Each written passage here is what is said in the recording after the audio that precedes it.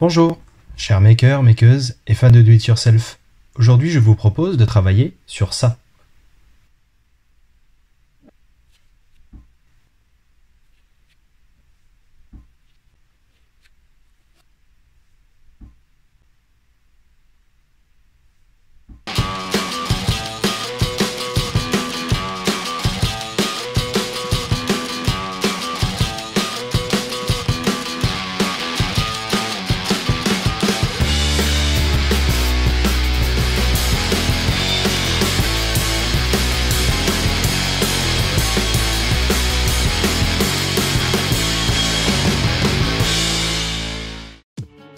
La dernière fois qu'on s'est quitté, on avait réalisé la structure de la borne arcade, donc la structure dans les grandes lignes. À partir de ce premier épisode, vous aviez la possibilité de fabriquer votre propre borne arcade dans les grandes lignes, donc pour une borne arcade plus simple.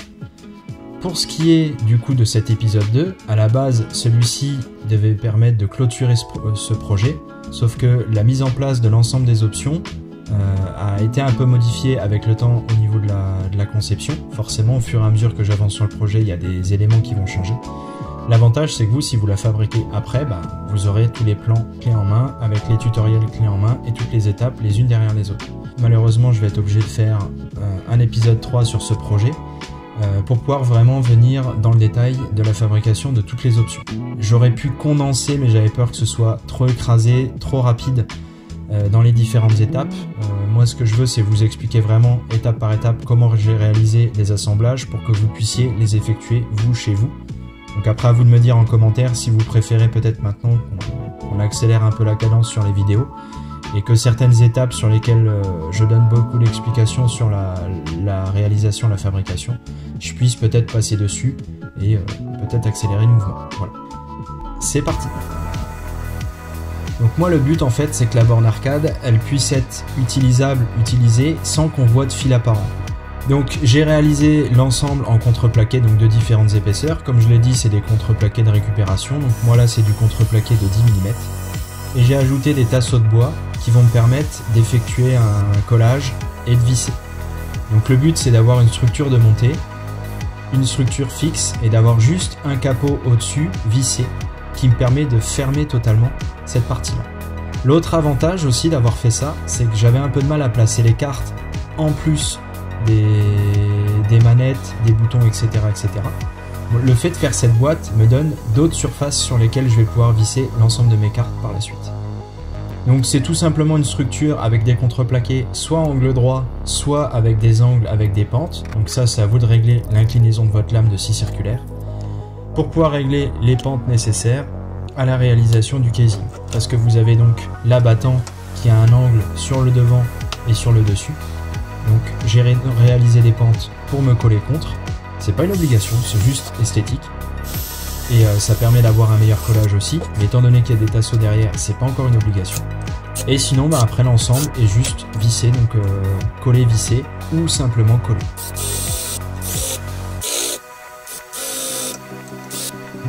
Ensuite, sur le contreplaqué qui va revenir contre, j'ai aussi effectué des entailles. Le but de ces entailles, c'est de laisser place aux charnières. Si vous ne les faites pas, en fait, vos charnières vont pas pouvoir se replier. Elles vont buter contre le contreplaqué, donc vous pouvez plus fermer votre abattant. Donc il faut juste, sur le contreplaqué qui termine collé sur l'abattant, effectuer des entailles. Donc moi j'ai effectué le traçage, puis la découpe à la scie sauteuse et à la scie à main. Et après j'ai fini à la lime et au papier abrasif pour finir la découpe pour qu'elle soit propre. Donc pour ce qui est du collage et du montage de cet ensemble, j'ai simplement collé avec mes presses et vissé donc à la visseuse. Vous n'avez pas besoin d'avoir du matériel de grande puissance, visseuse 12 volts, ça suffit parfaitement.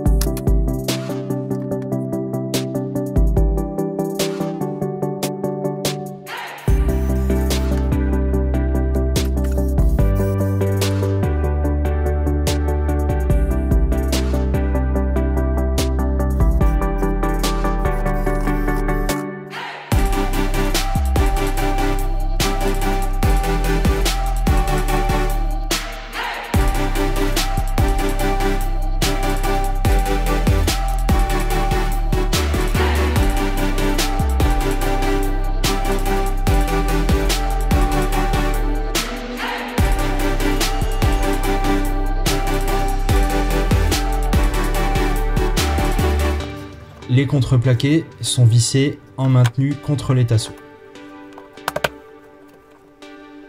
Alors, maintenant on va passer à une autre option.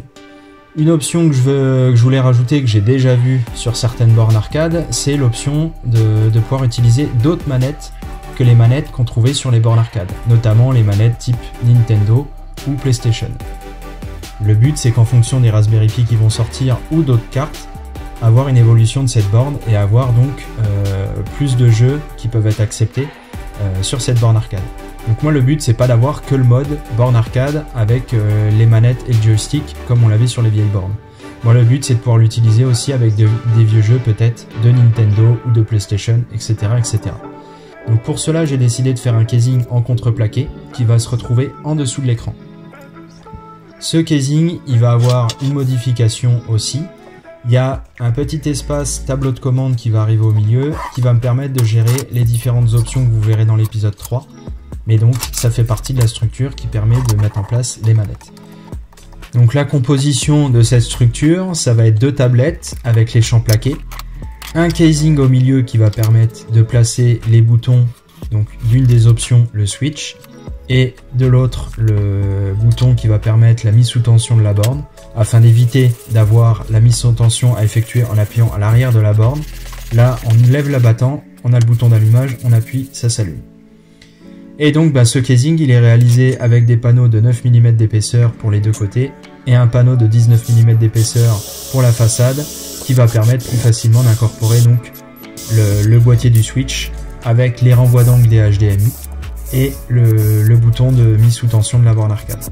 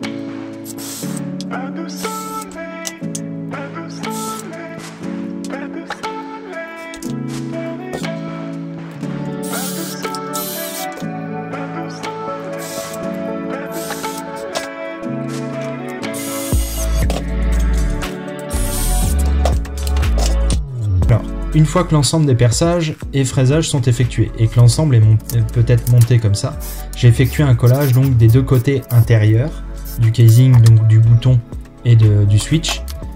Et j'ai donc collé ce casing avec donc les deux côtés là avec la façade de 19 mm du casing. Pourquoi je l'ai collé? Eh ben tout simplement parce que je comptais de toute façon replaquer cette façade là. Le montage comme il est fait qu'on voit les champs de contreplaqué.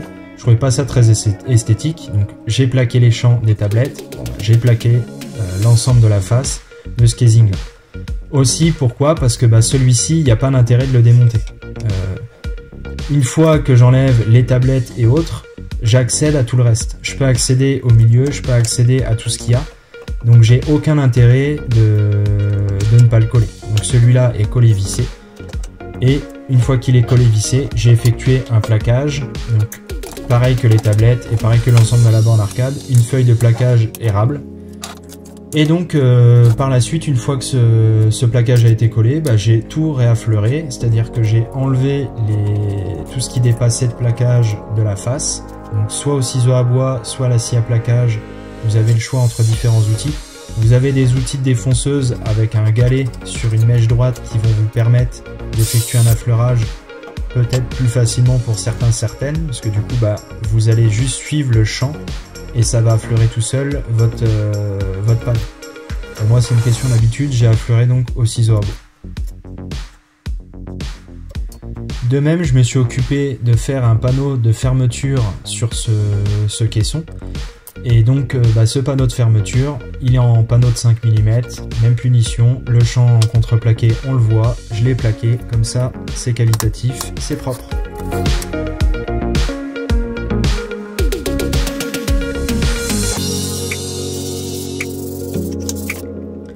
Et donc là, j'effectue un montage test qui va me permettre de contrôler si tout fonctionne et de pouvoir le mettre en place dans la borne arcade pour la poursuite du projet.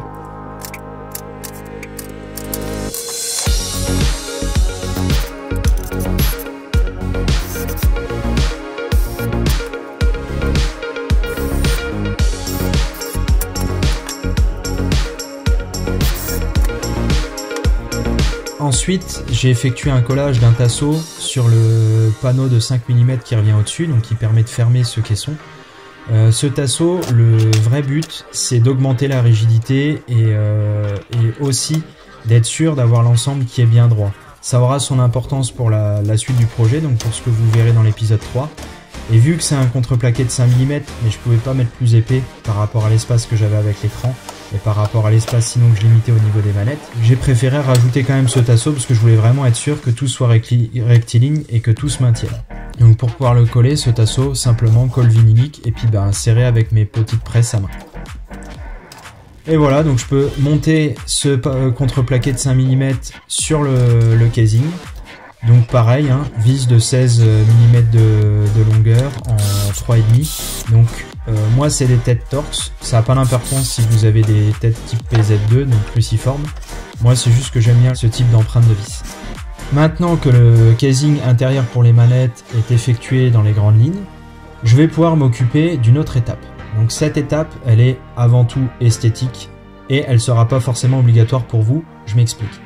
Moi, ma borne arcade, elle est faite avec un décor bois. J'ai de l'érable naturel partout autour, donc je ne pouvais pas me permettre, selon moi, d'avoir un cadre d'écran en plastique. Je trouvais que ça jurait trop avec la borne, donc j'ai décidé de faire un habillage en bois et donc en plaquage érable. Et j'ai donc réalisé mon propre contreplaqué pour réaliser ce cadre. Donc pour pouvoir réaliser un contreplaqué, il faut simplement prendre des feuilles de plaquage, donc les chutes des différentes découpes que vous avez effectuées précédemment, et quelques feuilles neuves aussi. Et les coller en croisant le fil de bois perpendiculairement.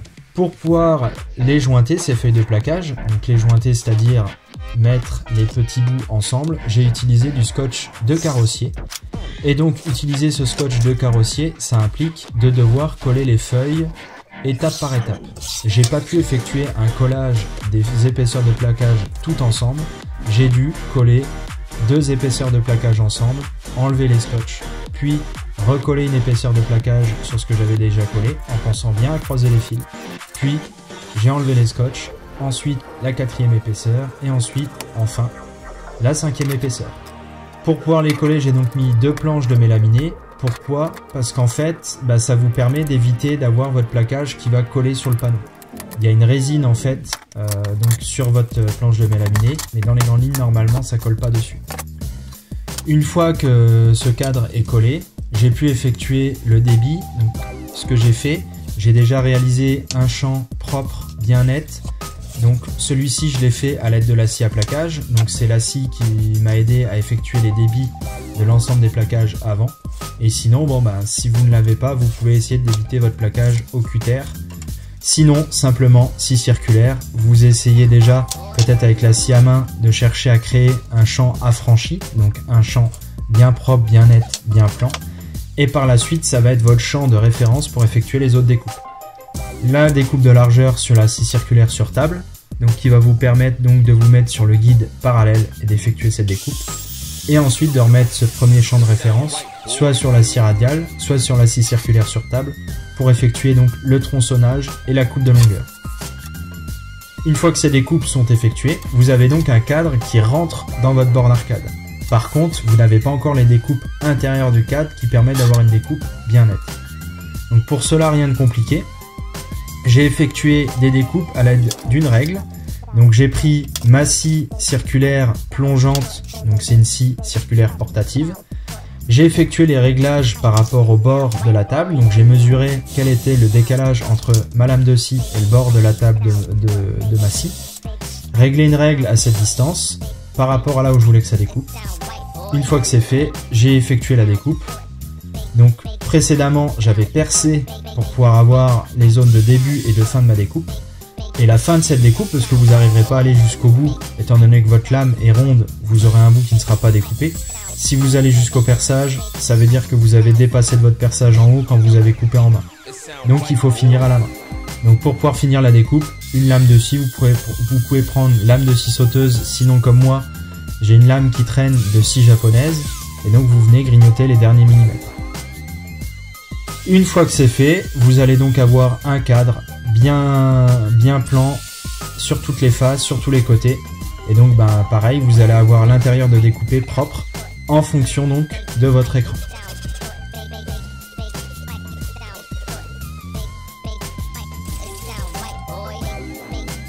Votre cadre, maintenant qu'il est découpé, débité, je vous conseille de redonner un coup de finition. Pour cela, rien de plus simple, vous prenez votre lime, vous allez pouvoir passer et essayer de redresser si jamais il y a eu des petits crans ou des petites bosses ou autre, et vous finissez au papier abrasif en montant les grains. Pour assurer la maintenue et le montage de ce cadre, j'ai effectué un collage de 2 plaques de massif, donc pareil, c'est des chutes de différents projets. C'est pour ça que c'est pas le même bois, mais c'est pas grave, ça ne se verra pas. J'ai utilisé 2 plaques de frêne, donc de 7 mm d'épaisseur, et ces 2 plaques de frêne, je les ai donc collées sur l'arrière de mon cadre, sur les côtés, et ainsi ça va passer sur les 2 côtés de mon écran, et je vais pouvoir visser simplement à l'intérieur de ma borne arcade. Ainsi, j'ai pas de vis apparente, et mon cadre est monté devant mon écran bien plaqué. Donc maintenant que ces différentes options sont terminées, je vais pouvoir effectuer le montage test dans la borne arcade. Donc c'est surtout pour pouvoir déjà mettre en place l'ensemble. Et ça va m'aider aussi pour la poursuite du projet, pour savoir comment je me repère et comment je me mets en place pour les différentes options qui vont être ajoutées dans l'épisode 3. Donc c'est un montage de contrôle et c'est un montage à blanc qui va me permettre d'éviter différentes erreurs. Donc pour cela, je vais remettre le cadre de mon écran par-dessus l'écran, effectuer donc la mise en place des vis sur les côtés, et ensuite je vais mettre en place le casing des manettes. Donc pour pouvoir le mettre en place, il faut enlever le panneau de dessus, visser depuis les tasseaux qui sont sur les tablettes dans les côtés de la borne arcade, et une fois que c'est fait, on remet le panneau de dessus de ce casing là. Donc comme j'ai dit, le but de la manœuvre c'est que tout soit démontable mais qu'on voit au minimum les vis. Donc la seule zone sur la borne arcade sur laquelle on verra vraiment les vis, c'est sur l'abattant, sur le petit capot qui se trouve donc à cacher les fils. Et sinon sur l'intérieur, là où se trouveront les manettes, on verra quelques vis. Et ça va, c'est pas trop visible. Et quand la borne est fermée, on voit plus aucune vis. Alors, je suis content, elle commence à avoir de la gueule cette borne arcade. Donc il reste encore un peu de travail à abattre, donc tout cela ce sera dans l'épisode 3 et vous verrez enfin, j'ai hâte de vous en parler, la dernière option que je n'ai pas encore vue dans les différentes bornes arcade que j'ai vues sur internet. Donc tout cela ce sera sur l'épisode 3. En attendant, vous pouvez mettre un j'aime sur la vidéo si celle-ci vous a plu, et sinon m'apporter vos suggestions en commentaire. Vous pouvez aussi faire un tour sur mon Instagram. Et sinon, je vous invite à attendre l'épisode 3 et le tutoriel numérique si jamais vous voulez plus d'informations.